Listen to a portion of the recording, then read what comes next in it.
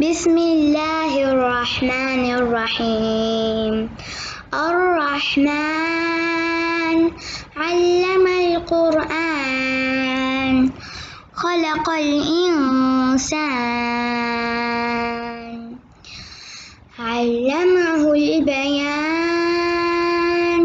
الشمس والقمر بحسبان والنجم والشجر يسجدان والسماء رفعها ووضع الميزان ألا تطغوا في الميزان وأقيموا الوزن بالقسط ولا تخسروا الميزان والأرض وضعها للأنام فيها فاكهة والنخل ذات الأكمام والحب ذو العصف والريحان فبأي آلاء ربكما تكذبان خلق الإنسان من صلصال كالفخار وخلق الجان من مارج من نار فبأي آلاء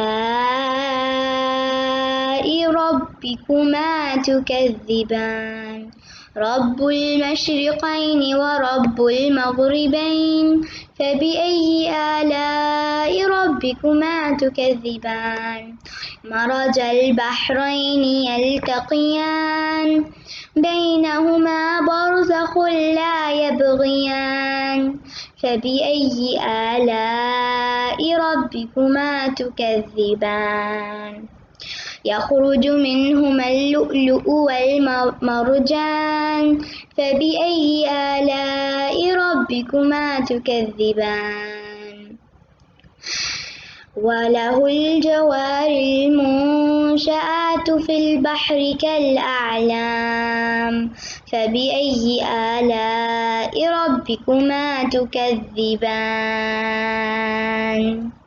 فبأي آلاء ربكما تكذبان 4 آیات 4 strange facts. چار آیات 4 عجیب حقائق. HTM videos with Hania. سورہ رحمان کے 4 عجیب حقائق. جب ہم قرآن پڑھتے ہیں تو کان لگا کر سب سے زیادہ سننے والا خود اللہ ہے. حضرت داؤد کی لحن داؤدی مشہور ہے. قرآن میں ہے جب وہ اللہ کی حمد بیان کرتے تھے تو پرندے شامل ہو جاتے تھے، پہاڑ وجد میں آ جاتے تھے. قرآن کے الفاظ کا حسن معنوی تو ہر لفظ میں ہے، لیکن حسن ظاہری، حسن صوتی، حسن لفظی اپنے عروج میں سورہ رحمان میں نظر آتا ہے. سورہ رحمان اس اعتبار سے بھی ممتاز ہے. اس کی 4 آیات پر توجہ کریں گے تو عجیب حقائق سامنے آئیں گے. اس کی پہلی 4 آیات میں چوٹی کی 4 چیزوں کا ذکر ہے. الرحمن، رحمان اللہ کا نام ہے، سب سے پیارا نام. رحمان میں طوفانی کیفیت ہے، یہ رحمت سے بنا ہے. ہمیں اس سے زیادہ رحمت خداوندی کی ضرورت ہے. حضور صلی اللہ علیہ وسلم فرماتے ہیں کوئی شخص جنت میں صرف اپنے عمل کی بنیاد پہ داخل نہیں ہو سکے گا جب تک کہ رحمت خداوندی کا ساتھ نہ ہو. کسی صحابی نے بڑی ہمت کر کے پوچھا یا رسول اللہ صلی اللہ علیہ وسلم کیا آپ بھی؟ آپ صلی اللہ علیہ وسلم نے فرمایا کوئی بھی داخل نہیں ہو سکتا محض اپنے عمل کی بنیاد پر، اللہ کی رحمت کے بغیر. ہاں میں بھی. اب اندازہ کریں کہ اگر رسول اللہ صلی اللہ علیہ وسلم بھی رحمت خداوندی کے ضرورت مند ہوں تو ہماری سب سے بڑی ضرورت ہے. اللہ تعالیٰ کی یہ شان رحیم اور رحمان سے آتی ہے. رحمان الدنیا، رحمان کا مطلب لونگ، کیئرنگ، محبت کرنے والا، خیال رکھنے والا، رحم کا جذبہ رکھنے والا. ہمارے آج کے مسائل، پریشانیوں کے لیے رحمان کی شکل میں موجود ہے. الرحیم الآخرہ، اللہ آخرت میں رحیم بن کر ہمارے سامنے آئے گا. ہمارے مستقبل کے مسائل حل کرنے کے لیے اللہ رحیم بن کے موجود ہے. الرحمن، ٹھاٹھے مارتا ہوا سمندر، جوش رحمت. رحمت خداوندی کا سب سے بڑا مظہر علم القرآن، رحمان نے قرآن سکھایا. رحمانیت کا سب سے بڑا مظہر قرآن ہے. جو علم بھی انسان کو حاصل ہوا وہ کس نے دیا؟ سائنس کا علم کس نے دیا؟ سب اللہ نے دیا. وہ علماء السما، جو حضرت آدم علیہ السلام کو دیا گیا تھا، اصل میں یہ اسی کا ظہور ہے۔ دوسرے سب علم اللہ نے دیے، مخلوق میں سے کوئی بھی اللہ کے علم کا احاطہ نہیں کر سکتا۔ تمام علوم میں چوٹی کا علم قرآن۔ اللہ کے ناموں میں چوٹی کا نام رحمان۔ خالق الانسان، انسان کو پیدا فرمایا۔ حیوانات، انسان، آسمان، زمین، فرشتے کس نے پیدا کیے؟ اللہ کی تمام مخلوقات میں اس کا کلائمیکس، اس کی تخلیق کا نقطہ عروج انسان ہے جو مسجود الملائک بنا ہے۔ چوٹی کی تخلیق انسان۔ علم البیان، انسان کو بیان کی صلاحیت فرمائی۔ اور کون کون سی صلاحیت دی؟ بینائی دی، سماعت عطا فرمائی۔ سینس کے کتنے آرگن ہیں جو اللہ نے دیے ہیں؟ سب سے چوٹی کی صلاحیت بیان کرنے کی ہے۔ انسان اور حیوان کے درمیان امتیاز قائم کیا قوت گواہی دے کر۔ انسان میں چوٹی کا نام رحمان، چوٹی کا علم قرآن، چوٹی کی مخلوقات انسان۔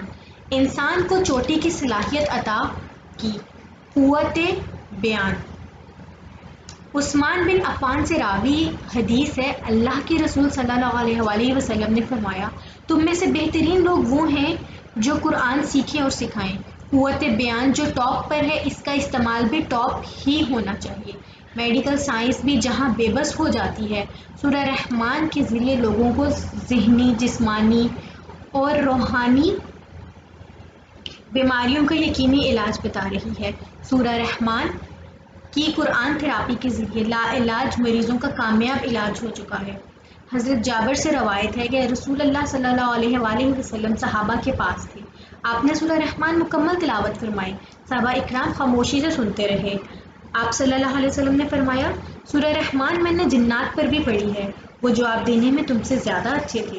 میں جب بھی فَبِأَيِّ آلَاءِ رَبِّكُمَا تُكَذِّبَانِ پڑھتا تو جنات کہتے، اے ہمارے رب، ہم تیری نعمتوں میں سے کسی کو نہیں جھٹلاتے۔ رحمان تمام انسانوں کو، چاہے وہ کسی بھی مذہب، فرقے یا کردار کے ہوں، سب پر یکساں مہربان ہے۔ جو بھی اسے سچے دل سے پکارتا ہے وہ اس کی داد رسی کرتا ہے۔ جب ہم ذہن کو خالی کر کے صرف اللہ کا تصور باندھ کر قرآن سننے بیٹھتے ہیں تو اللہ کی یکسوئی قلب اور ذہن کو اللہ کی رحمت سے ڈھانک دیتی ہے۔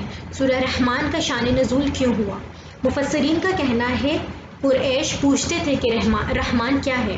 قریش کے سوالوں کے جواب میں نازل ہوئی، اور پوری سورہ رحمان اللہ کا تعارف ہے۔ پوری سورت بتاتی ہے کہ اللہ کس کس اینگل سے رحمان ہے۔ دوسرا، اس وقت قرآن کے بارے میں کہتے تھے کہ یہ کسی انسان کا کلام ہے۔ رسول اللہ صلی اللہ علیہ وآلہ وسلم پر بھی الزام لگاتے تھے اور قرآن پر بھی کہ انہوں نے کسی انسان سے سیکھا ہے۔ مفسرین نے یہ دونوں ریزن بیان کیے ہیں شان نزول میں۔ یہ مسلمانوں میں شروع سے ہی کیوں پرومیننٹ رہی؟ اس لیے کہ اس میں فصاحت اور بلاغت ہے، ردھم اپنے کلائمیکس پر ہے۔ اس کی تلاوت اپیل کرتی ہے۔ اس سورہ کی تھیم کیا ہے؟ اس میں احکامات نہیں ہیں، اس میں تھیم ہے ایمان باللہ اور ایمان بالآخرہ۔ اس سے ہم اللہ سے محبت کو اور زیادہ بڑھائیں گے اور ہم یہاں دنیا کی زندگی کے مقصد کو سمجھیں گے، آخرت کی اہمیت کو ذہن میں اجاگر کریں گے۔ سورہ رحمان کے نازل کرنے کا مقصد کیا ہے جبکہ اس میں احکامات بھی نہیں ہیں؟ مفسرین کہتے ہیں دو اینگل سے یہ بہت اسٹرانگلی کام کرتی ہے۔ اس نے اس وقت بھی کام کیا جب یہ نازل ہوئی، اور یہ ہر اس انسان پر ان دو اینگل سے کام کرے گی جب بھی کوئی انسان اس کو غور سے پڑھے گا، سمجھ کر پڑھے گا۔